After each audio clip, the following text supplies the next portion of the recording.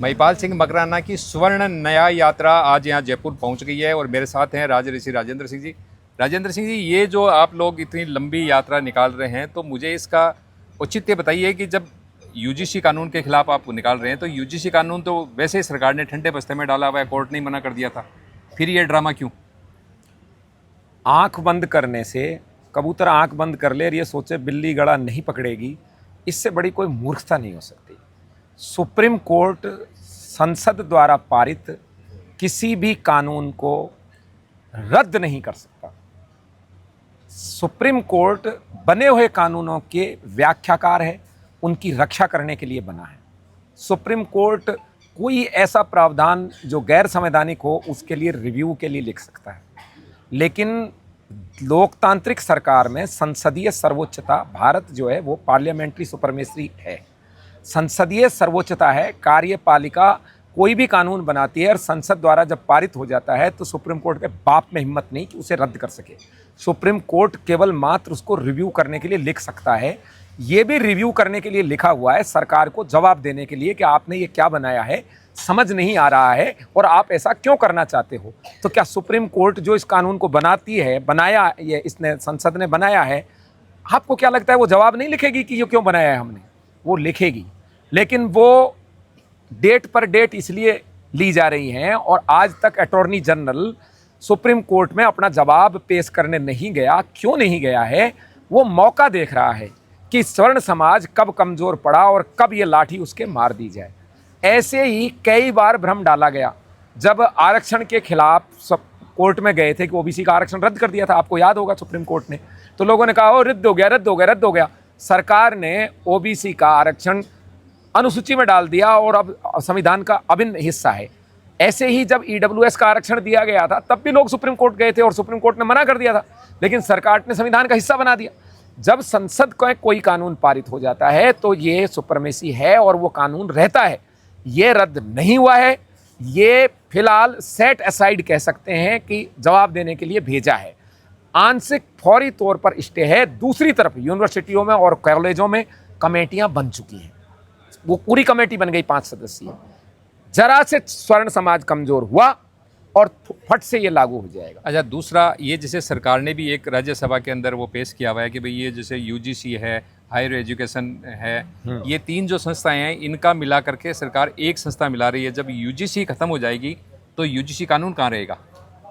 अच्छा, एक बात बताओ, मान लीजिए किसी सेवा में आरक्षण है और वो सेवा खत्म हो जाए तो बाद में सब में आरक्षण बंद हो जाएगा क्या? यूजीसी एक्ट का मतलब है कि कॉलेजों में और उच्च शिक्षा में पढ़ने वाले कैसे पढ़ेंगे। तो क्या उच्च शिक्षाएं बंद होने जा रही हैं? जो शिक्षा आयोग बनेगा, नई शिक्षा आयोग बनेगा, उसमें ये ऐसे लागू होगा। अब लोगों को तो ये भी भ्रम होगा कि आईपीसी और सीआरपीसी रद्द हो गई। अरे भाई, वो बीएनएस के रूप में एजीटीजी है, क्या गलतफहमी है? बीएनएस के रूप में आईपीसी ऐसे की ऐसे है, नाम ही बदला है। ऐसा थोड़ी है कि 302 वाला अब मर्डर करेगा तो मर्डर का केस नहीं लगेगा, केस लगेगा, धारा का नाम दूसरा हो सकता है। तो इस कानून को जब तक रद्द नहीं किया जाएगा, जब तक इनके कान पे चपेट नहीं मरेगी। मतलब आपका कहने का मतलब है कि सरकार ने अभी तक स्वर्ण समाज को भ्रम में डाला हुआ है? बिल्कुल। आप सिर्फ मुझे ये बताएं, यदि ये रद्द कर दिया गया होता तो अपने नेता जो सभी बड़बोले हैं स्वर्ण समाज के, वो बाहर निकल के ये नहीं कहते कि हमने बंद कर दिया, हमने बंद कर दिया, हमने बंद कर दिया। एक ने भी चूं किया है क्या?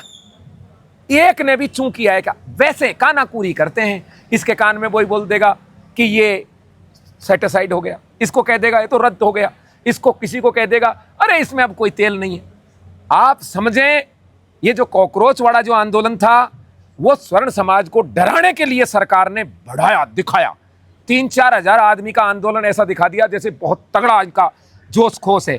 जंतर मंतर को मुझे आज 15 से 20 साल हो गई, जबकि राजकीय सेवाओं में था तब से जंतर मंतर पे हूं मैं।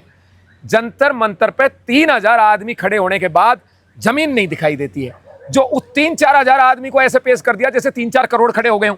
क्यों? ये जानबूझ के किया, हमें दबाने के लिए कि देखो इनकी इतनी संख्या है। उन्होंने क्या क्या आप प्रायोजित मानते हैं उसको? बिल्कुल प्रायोजित है, सरकार द्वारा उसको बढ़ावा दिया गया। नहीं तो वो धर्मेंद्र प्रधान जब कोर वोटर के नाराज होने पर भी सरकार ने उसको इस्तीफा नहीं दिया और ये और कहा हमारे यहाँ रिवाज नहीं है इस्तीफे की। और अभी किन्होंने विरोध किया? जो कभी वोट डालने नहीं जाते। कोई तो नंगा ही जा रहा है वहां, कोई वहां हिजड़ा जा रहा है, कोई किन्नर नाच कर रहा है, कोई समलैंगिक नाच कर रहा है, कोई वहां कह रहा है मेरी लिंग मेरी आज़ादी, कोई क्या। ये वोट डालते हैं क्या? ये इसमें किए हैं, इनके तो वोट है भी नहीं। इनमें आधे से ज़्यादा ऐसे हैं जो कभी वोट नहीं डालते। इनके भय से सरकार भय में आ गई। तो जो कोर वोटर है, जो 90% कहते हैं लोग कि क्षत्रिय समाज, स्वर्ण समाज, ब्राह्मण समाज, वणिया समाज, वैश्य, ये सब वोट देते हैं बीजेपी को। मैं कहता हूं ये 200% वोट देते हैं। पता है कैसे? खुद भी वोट देते हैं और खुद के यहाँ काम करने वाले ओबीसी की अन्य जातियां, उनसे भी वोट डलाते हैं। अच्छा नरुका साहब, आप देशनोक से भी साथ थे और उसके बाद आपने बीच में से काफ़ी किलोमीटर आप साथ चल रहे हैं, तो ये बीच में जो समर्थन मिल रहा है तो उसका क्या आंकलन किया है कि आपका क्या ये इसका उद्देश्य जो सफल हो रहा है? देखो, मैं बड़ी डींग नहीं हाँकता। शुरुआत में जब यात्रा चली थी तब सैकड़ों में चली थी, कम से कम 4-5 दिन यात्रा सैकड़ों में चली, ज़्यादा नहीं बढ़ी। गर्मी थी, चिलचिलाती धूप थी। दूसरा रीजन था कि लंबी दूरी तक कोई गांव नहीं थे। लेकिन जैसे ही यात्रा ने सरदार शहर का रुख किया और फिर कहिए शेखावाटी की तरफ बढ़ी, तो सब हालात ये हो गई कि हमको संभालना पड़ा महिपाल जी के पास में लोगों की एक झलक लेने के लिए। और हजारों, 10-10, 15-15 हजार आदमी इकट्ठे हुए हैं। 1-2 यात्राओं में तो आप भी साथ रहे हैं। आप हुडील का पता कीजिए, सीकर जिला मुख्यालय का पता कीजिए, उससे हर दिन हमारी जो यात्रा है वो 1 गुना बढ़ जाती। पहले दिन हम 1 थे तो दूसरे दिन दुगने हुए, तीसरे दिन तिगने हुए।